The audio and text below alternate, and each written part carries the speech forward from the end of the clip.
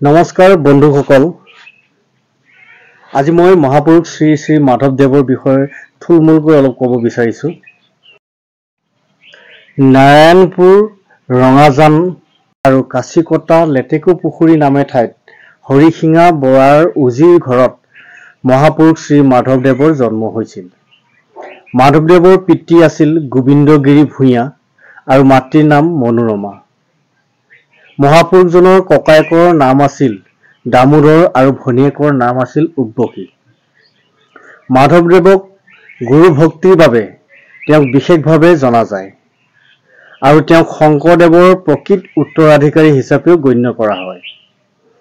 মাধৱদেৱে তেওঁৰ ভনী জোঁৱাইক ৰামদাসৰ মুখে বৈষ্ণৱ ধৰ্মৰ মহিমা শুনি শংকৰদেৱৰ সৈতে চিনাকি হোৱাৰ মানসেৰে তেওঁৰ ওচৰ চাপে। মহাপুৰুষ শ্ৰীমন্ত শংকৰদেৱ আৰু মাধৱদেৱৰ প্ৰথম মিলন হৈছিল মাজুলীৰ বেলগুৰি সত্ৰত। এই মিলনক কোৱা হয় মণিকাঞ্চন সংযোগ বুলি। মাধৱদেৱৰ গুৰু আছিল মহাপুৰুষ শ্ৰীমন্ত শংকৰদেৱ আৰু মহাপুৰুষ শ্ৰীমন্ত শংকৰদেৱে মাধৱদেৱক বৰাৰ পো বুলি সম্বোধন কৰিছিল। মহাপুৰুষ শ্ৰী মাধৱদেৱৰ তেওঁৰ বেছিভাগ গীতেই শিশুৰ কৃষ্ণৰ বাল্য জীৱনৰ ৰং বিৰঙৰ চিত্ৰ প্ৰকাশ পাইছিল। মহাপুৰুষ শ্ৰীমন্ত শংকৰদেৱৰ মৃত্যুৰ আগমুহূৰ্তত মাধৱদেৱক তেওঁৰ উত্তৰাধিকাৰী ধৰ্মগুৰু হিচাপে পাতি থৈ গৈছিল।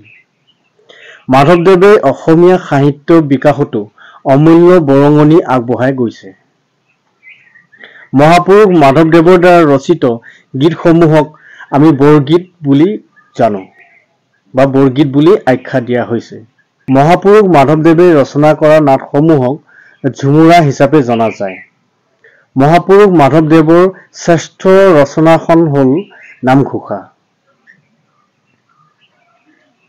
মাধৱদেৱৰ আখ্যানমূলক ৰচনাসমূহ হ'ল আদি কাণ্ড, ৰামায়ণ আৰু ৰাজসূৰ্য কাব্য।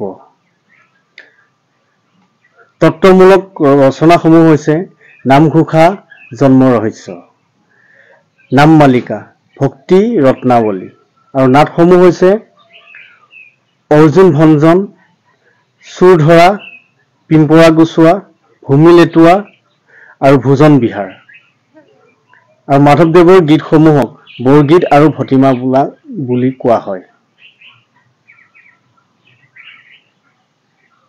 মহাপুৰুষজনাৰ মৃত্যু হৈছিল 1596 চনত কোচবিহাৰ ভেলা সত্ৰত।